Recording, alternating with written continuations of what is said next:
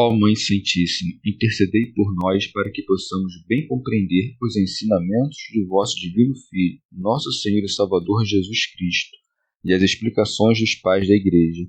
Ó Virgem Imaculada, ofereço-vos este trabalho e peço que abençoais aqueles que o ouvirem, e que seja para a maior honra e glória de Deus. Amém. Senhor onipotente, purificai o meu coração e os meus lábios. Vós, que purificastes os lábios do profeta Isaías com carvão em brasa, e dignai-vos, por tal modo, purificar-me com a vossa misericórdia, para que possa dignamente anunciar o vosso santo Evangelho. Por Jesus Cristo nosso Senhor. Amém. Senhor, abençoai-me. Que o Senhor resida no meu coração e nos meus lábios, para que anuncie digna e convenientemente o seu Evangelho. Amém. Evangelho de Nosso Senhor Jesus Cristo, segundo São Mateus. Visita a Nazaré. Jesus, dirigindo-se para sua pátria, pôs-se a ensinar as pessoas que estavam na sinagoga, de tal sorte que elas se maravilhavam e diziam: de onde lhe vem essa sabedoria e esses milagres? Não é ele filho do carpinteiro?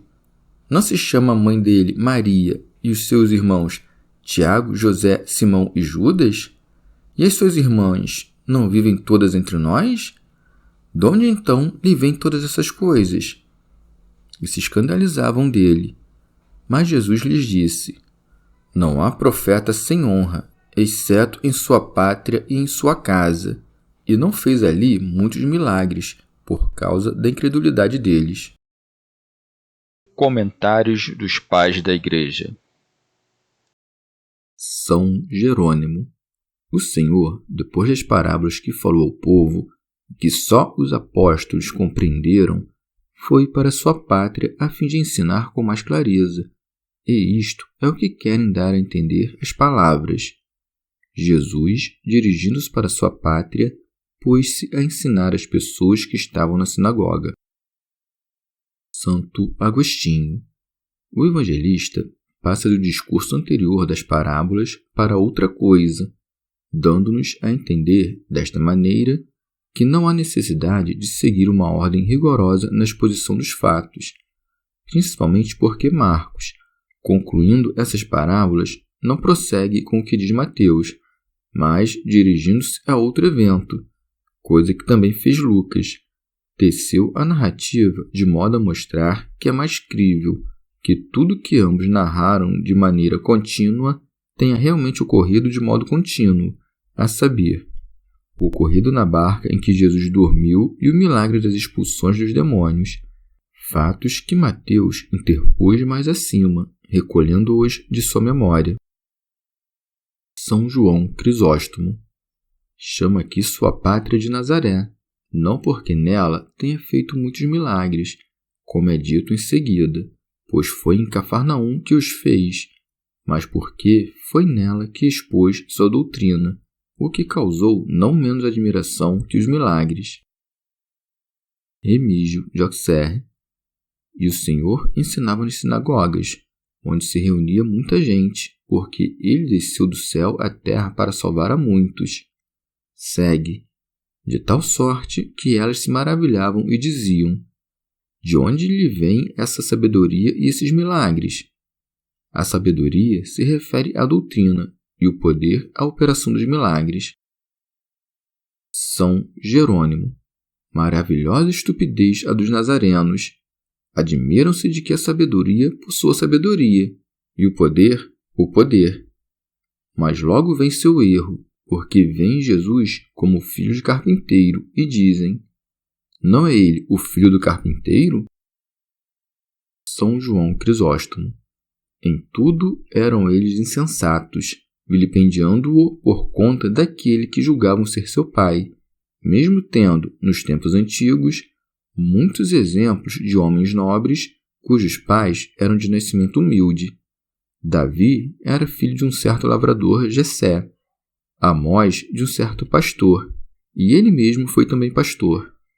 E por isto mesmo deveriam honrá-lo mais, porque, apesar de sua origem, falava tais coisas, manifestando que o que ele dizia não era resultado da diligência humana, mas da graça de Deus.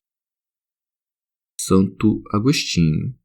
O Pai de Cristo é Deus carpinteiro, que fabricou a obra de todo o mundo, dispôs a arca de Noé, comunicou a Moisés a ordem do tabernáculo e instituiu a arca da aliança.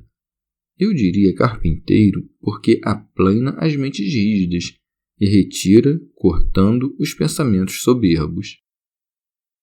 Santo Hilário de Poitiers. Era também filho de um carpinteiro que vence a resistência do ferro pela disposição do fogo, corta todo o poder do século com seu juízo, dá forma a tudo que é material para uso do homem, como a forma de nossos corpos, por exemplo, na qual cada membro tem sua função, e forja todas as obras da vida eterna. São Jerônimo. Não é de estranhar que, errando eles com respeito ao Pai, se equivoquem também com respeito aos irmãos. Por isso acrescenta: não se chama a mãe dele Maria e os seus irmãos Tiago, José, Simão e Judas? E as suas irmãs não vivem todas entre nós? Chamam-se aqui irmãos do Senhor aos filhos de sua tia materna, Maria de Cleofas, mulher de Alfeu e mãe de Tiago e de José. Esta Maria é também chamada de mãe de Tiago Menor. Santo Agostinho. Nada há de estranho que parentes do lado materno do Senhor sejam chamados de seus irmãos, uma vez que poderiam também ser chamados de seus irmãos os parentes da família de José, por aqueles que julgavam ser ele o pai do Senhor. Santo Hilário de Poitiers. Empenham-se em rebaixar o Senhor por causa de seus parentes, e ainda que a prudência de seu ensino e o poder de seus milagres muito os admirasse, não podiam crer que ele fazia tudo isso em nome do Senhor, e se servem do ofício do Pai para importuná-lo de modo ultrajante. Dentre as tantas obras magníficas que operava, só se impressionavam ao contemplar seu corpo. Segue: de onde então lhe vêm todas essas coisas? E se escandalizavam dele. São Jerônimo. O erro dos judeus é a nossa salvação e a condenação dos hereges. Consideravam Jesus Cristo como homem, ao passo que o julgavam unicamente como filho de um carpinteiro. São João Crisóstomo. Mas vede a mansidão de Cristo. Foi ele injuriado, mas respondeu-lhes com muita mansidão, e por isso segue: não há profeta sem honra, exceto em sua pátria e em sua casa.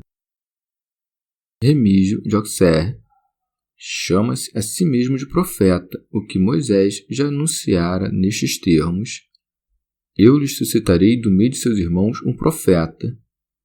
E é preciso saber que não só Cristo, cabeça de todos os profetas, mas também Jeremias, Daniel e os demais profetas menores foram mais honrados e respeitados entre os estrangeiros que entre seus concidadãos. São Jerônimo. É quase natural que os cidadãos tenham inveja de seus concidadãos, pois eles não consideram as obras do homem presente, mas só se recordam das fragilidades de sua infância, como se eles não tivessem passado pelos mesmos graus até chegar à maturidade. Santo Hilário de Poitiers. O Senhor declara também que o profeta não tem prestígio em sua pátria, porque ele havia de ser condenado na Judéia à sentença da cruz, e porque o poder de Deus está somente entre os fiéis. Por causa da incredulidade, ele se abstém de realizar obras do poder divino entre eles. Por isso segue: e não fez ali muitos milagres por causa da incredulidade deles. São Jerônimo.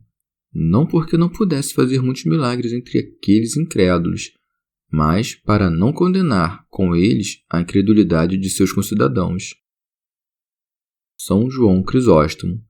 E se lhe convinha que o admirassem por seus milagres, por que não os fez? Porque ele não visava com os milagres ostentar seu poder, mas servir de utilidade aos outros.